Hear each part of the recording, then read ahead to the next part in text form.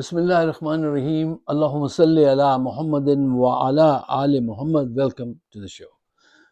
صاحبوں، آج 4-5 خبریں نہیں ہیں، عمران خان کے اس پیغام پر بات کریں گے جس میں انہوں نے کہا کہ جب پارٹی میرے بیانیے کا بوجھ اٹھانے کے قابل نہیں رہی تو میں نے یہ ذمہ داری اپنی بہن کو سونپی۔ اس بیان سے آپ سب کچھ سمجھ جائیے، ہر ایک کے چہرے سے نقاب اتار کے دیکھ لیجئے، آج عمران خان کچھ مایوس نظر آئے۔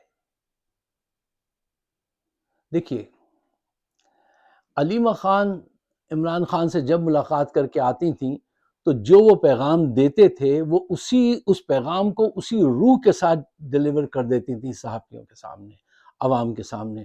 باقی قیادت جب بھی جاتی تھی تو اس کو یہ اسٹیبلشمنٹ اور ISI کے لوگ ایسا کر کے بھیجتے تھے کہ جب باہر آئیں تو آدھی بات بتانا اور بہت ڈائلیوٹ کر کے بتانا۔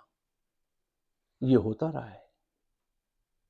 اب علیمہ خان کو وہاں سے ان کے خلاف پروپیگنڈا کرایا گیا ایجنسیز کے ذریعے، ڈسپیوٹ پیدا کیے پارٹی کے اندر سے ان کے خلاف کہ یہ قابض ہونا چاہتی ہیں جبکہ ایسی کوئی بات نہیں ہے، وہ بھائی کی محبت میں نکلی، ایسی کوئی نیت نہیں ہے۔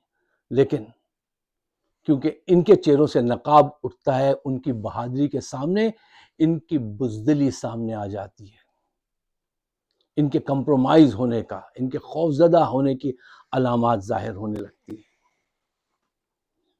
شاباش ہے علیمہ خان پہ کہ انہوں نے جیل میں بھائی کو ہمت دیتے ہوئے کہا کہ تم فکر مت کرنا، اگر یہ مجھے اٹھا کے بند کر دیں، میں نہ آ سکوں تو نورین آئے گی، نورین نہ آ سکی، اس کو بند کر دیا تو عظمیٰ آئے گی، ہم بہنیں ایک ایک کر کے آتے رہیں گے۔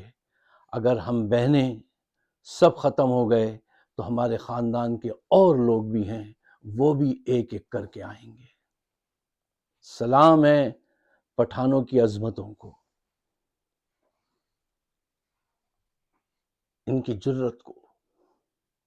مجھے واقعہ کربلا کی تاریخ یاد آنے لگی، کس طرح امام علی کے اہل بیت نے کس طرح قربانیاں دی تھی، ایک ایک کر کے یہی انداز تھا۔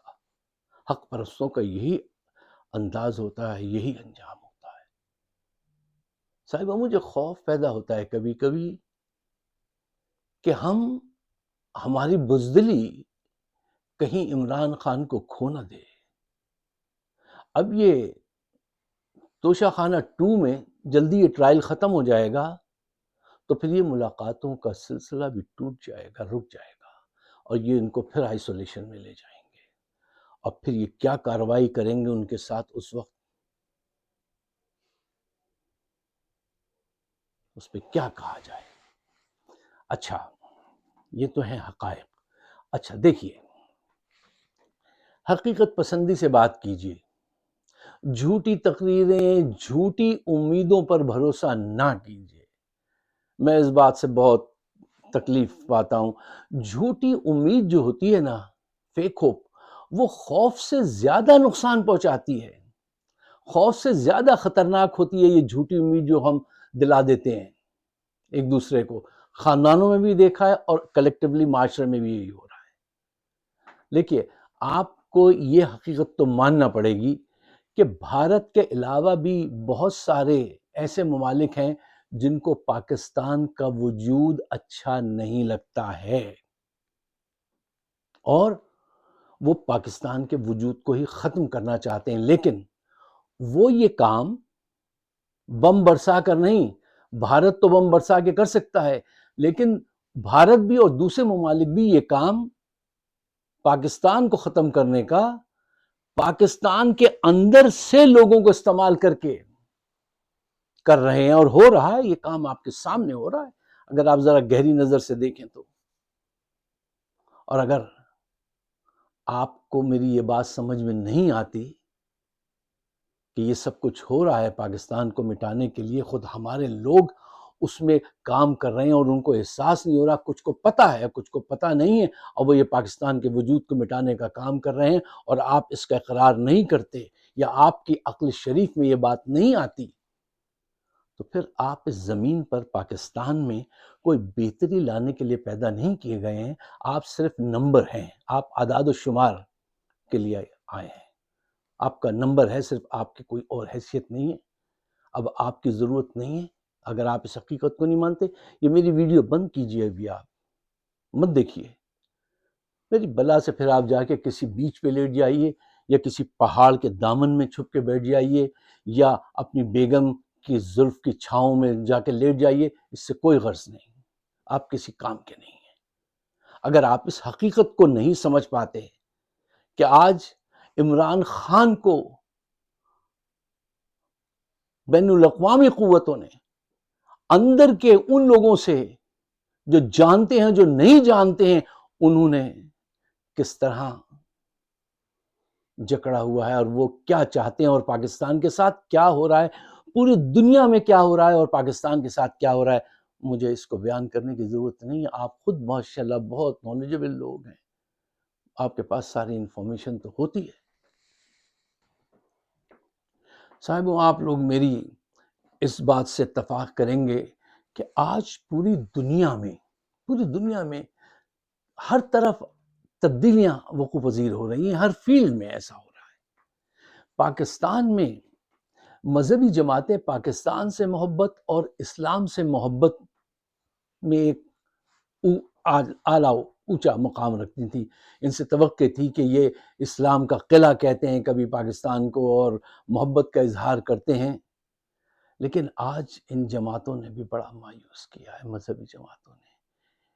دیکھیے پوری دنیا میں لاکھوں کی تعداد میں، جاپان میں اور امریکہ میں، پوری دنیا میں لوگ غزہ کے لیے آئے ہیں سڑکوں پر، یہ جماعتیں نہیں آئیں۔ کہاں ہیں تقی عثمانی، کہاں ہے فضل الرحمان اور دیگر علماء؟ لبیک یا رسول اللہ صلی اللہ علیہ وآلہ وسلم، ان کا نام لے کے یہ سب لوگ وہ ہیں جو بس ڈائریکشن چاہ رہے ہیں، فوج سے جو وہ کہے گی وہ کریں گے، جو اللہ کہہ رہا اس کو نہیں مانو گے، جو رسول کا حکم ہے اس پہ نہیں چلو گے، جو اہل بیت کی قربانیاں ہیں اس کے نقش قدم پہ نہیں چلو گے، فوج کے کہنے پہ چلو گے، تو تمہارا کیا انجام ہوگا؟ جماعت اسلامی نے ایک ایسی جماعت ہے جس نے کچھ دکھایا تھا زور، تو ان کے سینیٹر کو یہ لے اٹھا کے بند کر دیتے تھے، ان کی بیگم کو، اور ایک کچھ لوگوں پہ انہوں نے گاڑی چڑھا دی تھی اور ان کو مارا پیٹا، تو وہ بھی شاید مجھے لگتا ہے معافی مانگ کے چلے گئے۔ ان کی طرف سے جتنی بڑی وہ جماعت ہے، اتنا بڑا ریئیکشن دیکھنے میں نہیں آیا، اس پہ ہم احتجاج کریں گے اس سے۔ پڑھے لکھے لوگ تھے، آتے سامنے، نہیں آئے۔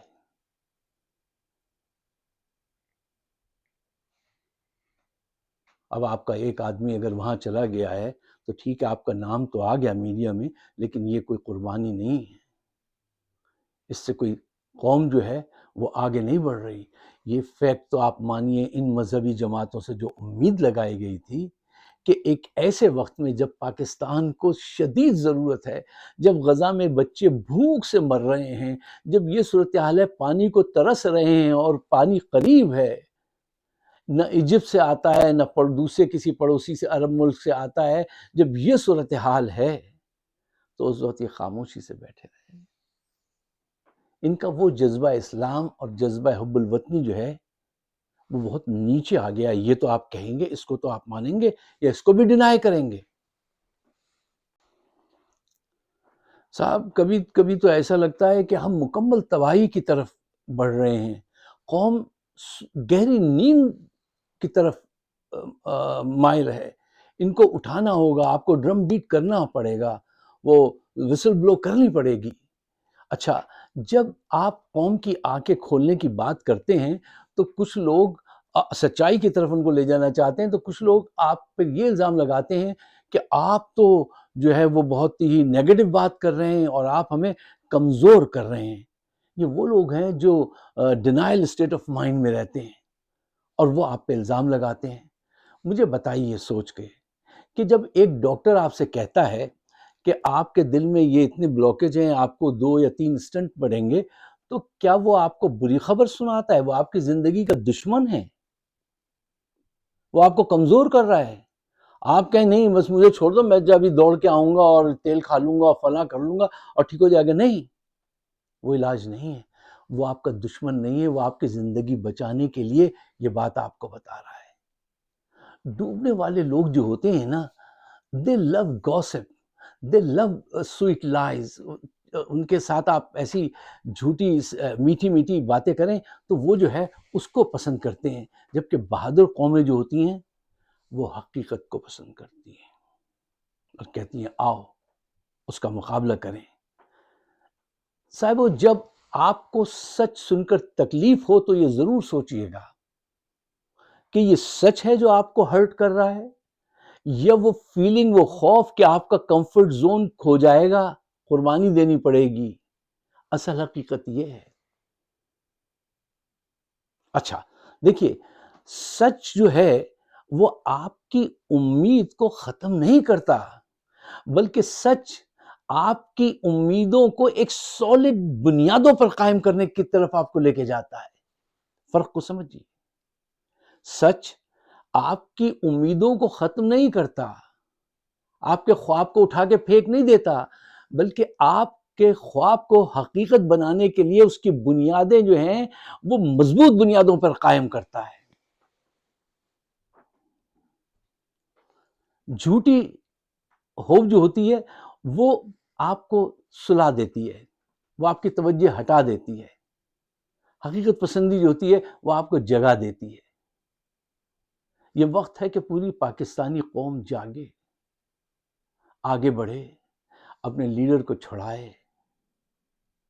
اور جو کچھ پوری دنیا میں ہو رہا ہے، اتنی تیزی سے ہو رہا ہے، اتنی تیزی سے ہماری قوم اس کا ذہن موو نہیں کر رہا ہے۔ میں آپ کو بتاتا ہوں آپ کو، ہم اس تیزی سے موو نہیں کر رہے جس تیزی سے پوری دنیا میں چینجز آ رہی ہیں۔ اچھا صاحب، ان حالات کی ریمیڈی کیا ہے؟ ٹھیک ہے، اب یہ ایک تفصیل طلب بہت ہی لمبا موضوع ہے، میں نے چاہا کہ میں آپ کو صرف 5 پوائنٹس دیتا ہوں اور ان پہ آپ غور و فکر کیجئے گا۔ دیکھیے، قرآن میں سورہ البقرہ میں ہے یہ لکھا ہوا کہ سچ اور جھوٹ کو ملاؤ مت، اور سچ جان لو تو اس کو چھپاؤ مت۔ قرآن میں یہ بات ہے، مجھے وہ سورہ یاد نہیں ہے عربی اس کی، لیکن معنی میں سمجھتا ہوں اور وہ میں آپ کو بتا رہا ہوں۔ یہاں پہ 5 پوائنٹ ہیں جس کو میں چاہتا ہوں آپ اپنے پیش نظر رکھیں تاکہ لمبی گفتگو شارٹ ہو جائے۔ پوائنٹ نمبر 1، جھوٹی امید میٹھا زہر ہے۔ پوائنٹ نمبر 2، حقیقت پسندی آپ کو ہرٹ کرے گی لیکن فائدہ بھی پہنچائے گی لانگ ٹرم میں۔ پوائنٹ نمبر 3، پوری قوم اپنے کمفرٹ زون کو چھوڑ کر سچائی کی طرف آئے، اس میں کامیابی ہوتی ہے، اس طرح سے وہ زندہ رہتی ہے، اور کاہلی میں قومیں ڈوب جاتی ہیں، انڈیویجول ہو یا قوم ہو۔ پوائنٹ نمبر 4، جو قوم حقیقت پسند نہیں ہوتی وہ سوئٹ ڈریم میں رہنا چاہتی ہے اور وہیں مر جاتی ہے۔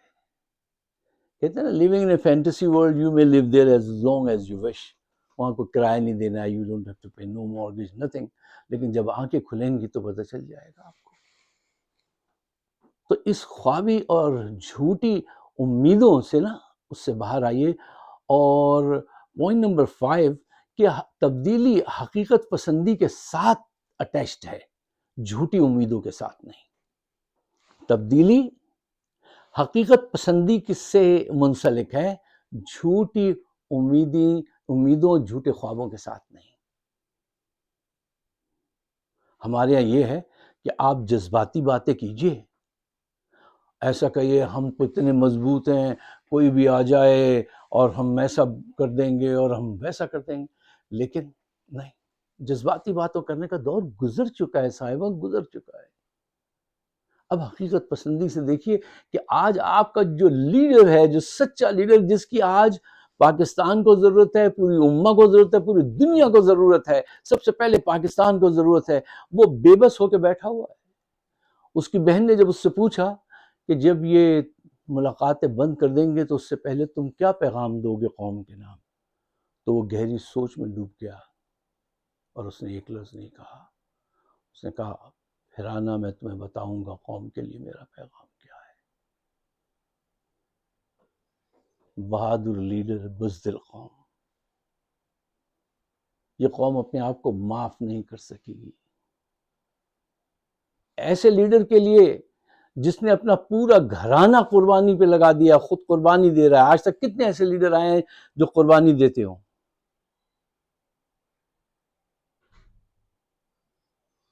اگر آپ کو میری بات سمجھ میں آتی ہے اور اس سے پاکستان کا فائدہ ہے، کوئی حرکت پیدا ہوگی، کچھ حقیقت پسندی کی طرف ہم آئیں گے، تو برائے مہربانی پاکستان کے بہتر مستقبل کے لیے اس کو شیئر ضرور کیجیے گا. مجھے اپنے خیالات سے نوازیے گا. آپ سب کا بہت بہت شکریہ.